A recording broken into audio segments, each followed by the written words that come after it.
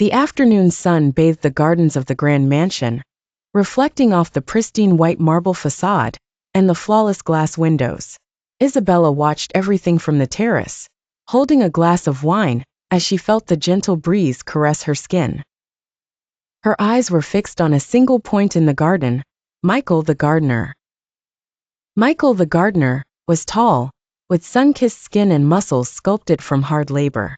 Isabella, married to Leonard, a powerful man, lacked passion in her life. Her marriage was a contract, a convenient arrangement for Leonard. But then there was Michael, who stirred something within her. That afternoon, as she watched Michael work, Isabella knew she could no longer resist. She descended the stairs slowly, feeling the silk of her dress glide over her heated skin.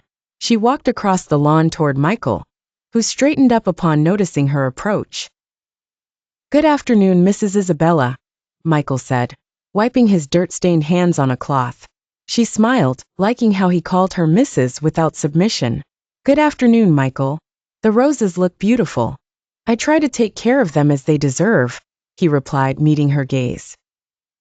Isabella ran her fingers gently over one of the freshly pruned flowers. "I'm missing something, Michael, something not even all my husband's money can buy." His eyes darkened, but he said nothing. "Have you never wondered what it's like to live in the world of the rich?" she teased. Michael smirked slightly. "Money doesn't interest me, Mrs. Isabella. Some things are worth more." "Like what?" she asked. He hesitated, then stepped forward. "What cannot be bought?" he murmured. She held her breath, her heart pounding, her skin burning.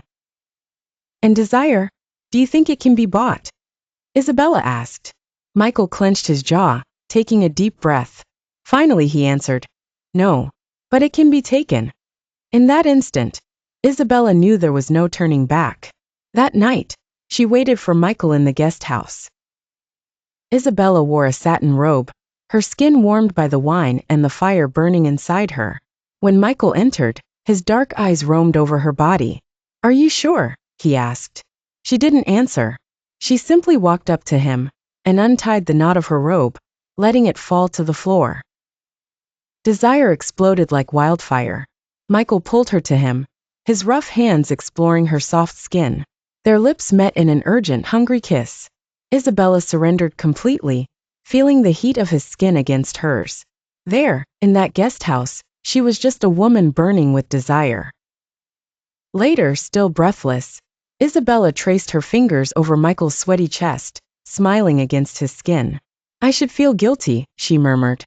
He lifted her chin, looking into her eyes. "Do you?" She thought for a moment, then smiled. "No." But reality knocked on her door the next morning. Isabella woke up alone, the sheets still marked by Michael's warmth. But when she returned to the mansion, she found Leonard sitting at the breakfast table, a calculated smile on his lips. "Did you sleep well, darling?" Her heart pounded. Leonard knew. The following days were a game of silent tension. Michael continued working in the garden, but the looks between him and Isabella were now filled with fear. She knew Leonard was not the kind of man to forgive betrayals. He hadn't confronted her directly, but Isabella felt danger closing in. Until one day Michael disappeared. No explanations, no goodbyes. He was just gone. Desperate, Isabella tried to find him, but no one knew where he was. Or at least, no one dared to say.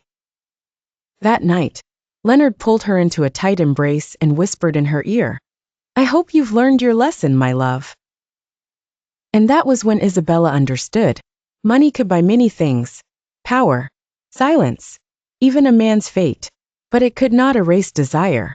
And she knew she would never forget Michael. Because some sins cannot be undone.